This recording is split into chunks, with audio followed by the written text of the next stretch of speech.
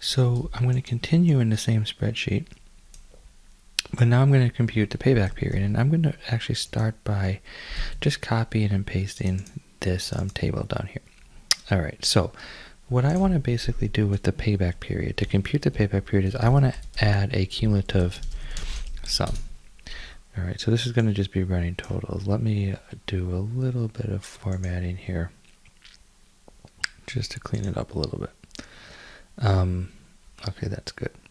All right, so we're going to start with cumulative sum. So our first sum is, we're going to start with times 0, and then to times 0 I'm just going to add, so whatever I had above, I'm running total, and I'm going to add next to it. So there's multiple ways to do this, but we'll get the idea. And so I'm still negative, and after 2 years I'm still negative.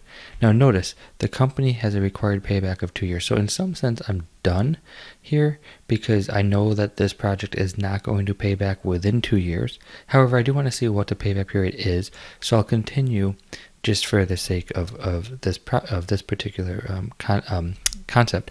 And you can see that somewhere in the over the third year. Okay, so 1 full year, 2nd full year, over the 3rd full year. So at the end of 3 years, I've fully paid back plus $60,000. Now I want to figure out an exact number. So I know that I paid back here.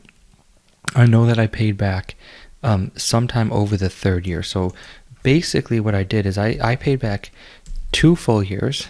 Okay, so I'm going to add 2 plus, and then it's basically a percentage. So and let's just do actually an absolute value here of,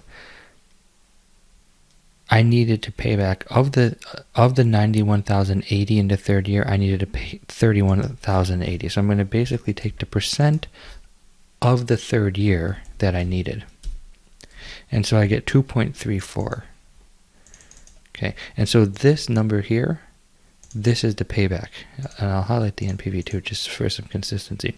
So this is our payback, this 2.34. And pay close attention to what I did there at the end, right? I said, again, let me just talk through it one more time. It took me 2 full years plus some of the 3rd year to get, and at some point in the 3rd year, I got to 60,000. So like 0, 1 is 1 year, 1, 2 is 2 years, 2, 3 is the 3rd year. Of the 91,080 that I earned in the 3rd year, I needed 31,080, and so I take 31,080 over 91,080, add that to the 2 full years that already happened. I needed 0.34 years of that last year to get to the payback, and so that's how we compute the payback period.